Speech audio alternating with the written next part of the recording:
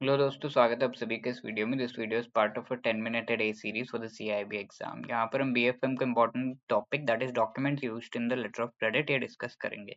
क्या इससे कोई क्वेश्चन आया है, इसके कौन से सब topics are very important for the exam, ये सब हम इस वीडियो में देखेंगे। साथ के साथ सीआईबी एग्जाम की प्रिपरेशन और भी सिंपल एंड ईजी हो जाती है अगर आपको पता होता है कि प्रीवियसली क्या ट्रेंड रहा है प्रीवियस ईयर क्वेश्चंस का, मोस्ट इंपॉर्टेंट टॉपिक्स एमसीक्यूज के थ्रू। तो इनके डॉक्यूमेंट्स हमने प्रिपेयर किए हैं पीडीएफ फॉर्मेट में, which you can download by clicking the link given in the description. Okay, so इस सेशन में हम documents used in letter of credit, ये काफी इंपॉर्टेंट टॉपिक है from the exam point of view, इस पर discussion करेंगे। Okay, so what are the documents and इनमें से किस पर मेनली क्वेश्चन आता है वो हम देखेंगे। तो फर्स्ट थिंग इज कि सबसे पहला डॉक्यूमेंट है bill of exchange. This is issued by the beneficiary exporter, जो लेटर ऑफ क्रेडिट का बेनिफिशियरी है, exporter actually is a beneficiary, तो वो इशू करता है in the name of the issuing bank. ठीक है, तो जो इशूइंग बैंक है एलसी जिसने इशू किया है, this bank is attached with the buyer या इंपोर्टर। ठीक है, तो उसके साथ जो बैंक है उसके नाम पर ये बिल ऑफ एक्सचेंज इशू किया जाता है। So that is done, this particular document is given by the beneficiary या एक्सपोर्टर कि ये जो पर्टिकुलर गुड्स है वो सेंड होने हैं ऐसा करके, तो और पेमेंट जो है ऑन साइट या ऑन ड्यू डेट करना है ऐसा करके बिल ऑफ एक्सचेंज ये डॉक्यूमेंट लाया जाता है। Then there is an invoice जो कि बेनिफिशियरी एक्सपोर्टर अगेन जिन्हें ये गुड सेंड करने हैं वो इनवॉइस क्रिएट करता है एंड एप्लीकेंट के नाम पर, जो इम्पोर्टर है उसके नाम पे क्रिएट किया जाता है। गुड्स के डिटेल्स, क्वांटिटी, वैल्यू, वेट वगैरह ये सब जो है उसके बेसिस पर ये एक्चुअली वो ये सारे इन्फॉर्मेशन इस इनवॉइस में रहता है। Then there is bill of lading, तो इस पर काफी क्वेश्चंस एग्जाम में आए हैं। ये एक ट्रांसपोर्ट डॉक्यूमेंट है, तो शिप पे एक शिप ओनर जो है जो ये ट्रांसपोर्ट करता है थ्रू द शिप, यानी कि वाटरवेज के थ्रू मेनली इंटरनेशनल ट्रांसपोर्ट होता है, तो शिप ओनर एक्चुअली ये बिल ऑफ लेडिंग क्रिएट करता है। ट्रांसपोर्ट डॉक्यूमेंट जिसपे लेटर ऑफ क्रेडिट का नंबर, इशूइंग बैंक का नेम वगैरह लिखा होगा, ये इन्फॉर्मेशन रहती है। एंड ये इशूइंग बैंक के नाम पर, यानी कि जो इंपोर्टर के साथ अटैच्ड बैंक है उसके नाम पर ये क्रिएट किया जाता है, या फिर ब्लैंक एंडोर्स्ड, यानी कि कोई भी रेसिपिएंट, बिना किसी रेसिपिएंट के जनरली कि ये पर्टिकुलर जो शिपमेंट पोर्ट है वहां से एक डेस्टिनेशन पोर्ट तक के ये गुड्स ले जाए जा रहे हैं, उसका एक इन्फॉर्मेशन प्रोवाइड करते हैं। साथ के साथ उसके साथ लेटर ऑफ क्रेडिट का इन्फॉर्मेशन भी इसमें होता है। इसमें कोई पर्टिकुलर डेट नहीं होती है, लेटर ऑफ क्रेडिट में जो डेट है उसके हिसाब से ये ट्रांसपोर्ट डॉक्यूमेंट वही सेम डेट के हिसाब से फंक्शन करता है, उसमें भी सारे डिटेल्स वैसे ही होते हैं। अब दूसरा डॉक्यूमेंट है इंश्योरेंस पॉलिसी या सर्टिफिकेट। ऑब्वियसली इंश्योरेंस कंपनी से इश्यू करेगी, ये भी ब्लैंक एंडोर्स्ड है, किसी के स्पेसिफिकली नेम पर नहीं होता, बट ये उन शिपमेंट्स के लिए एक इंश्योरेंस है जो कि थ्रू द शिप वाटरवेज ये सेंड किया जा रहा है, मैराइन वे में सेंड किया जा रहा है, तो इंडेमनीफाई करते हैं गुड्स और up to 110% of the value. CIF is जो नॉर्मल कॉस्ट है, कॉस्ट विद इंश्योरेंस, फ्रीट वगैरह, कॉस्ट इंश्योरेंस एंड ऑल सब कुछ इंक्लूड करके जो कॉस्ट लग रहा है उसका 110% तक इंडेमनीफाई होता है। अगर 100 रुपीज लग रहा है इन ट्रांसपोर्ट, तो इसका 110% जो है कवर्ड होता है under this insurance. That is the thing, because sometimes अगर वैल्यू 100 है बट लॉस इससे ज्यादा ही हो जाता है, तो दैट इज थोड़ा एक्स्ट्रा कवर करते हैं।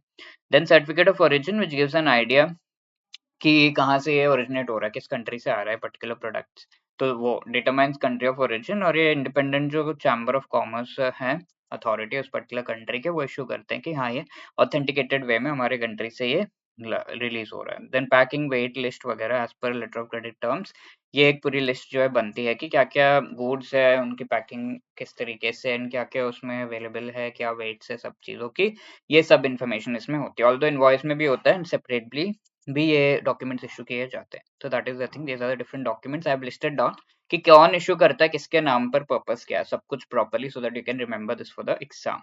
इसके साथ साथ there are a few things related to the document, like invoice में और क्या क्या होना चाहिए, टर्म्स ऑफ कॉन्ट्रैक्ट क्या है, put on board cost value क्या है, cost freight, cost insurance freight, all different types of cost के इन्फॉर्मेशन उसमें, बिल ऑफ लेडिंग का number, shipping remarks, shipping marks वगैरह, लाइसेंस नंबर, ग्रॉस वेट जो है, net weight, shipping marks and all, everything information related to all of these things must be there in the invoice।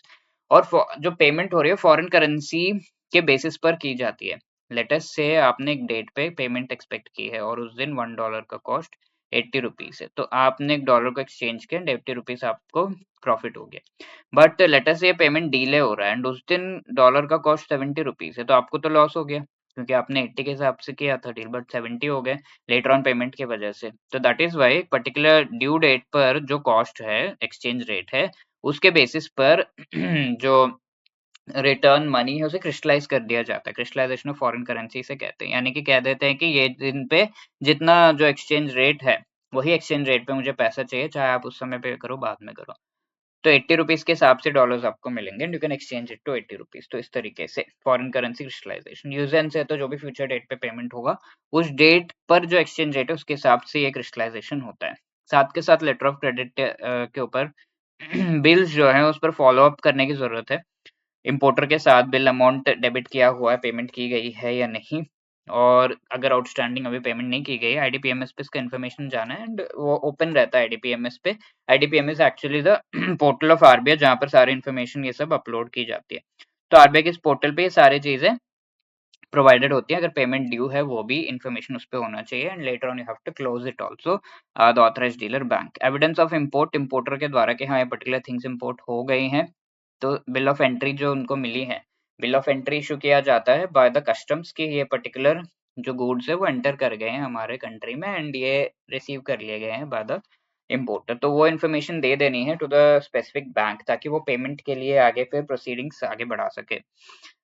ठीक है, non receipt of these bill of entry and different things, जो document submit करने importer को, non receipt का time 3 months का दिया हुआ है कि हाँ ठीक है, ये होने पर भी 3 मंथ्स तक, 3 मंथ्स तो एक्सट्रीम सिचुएशंस में यू कैन डील है, इससे आगे नहीं।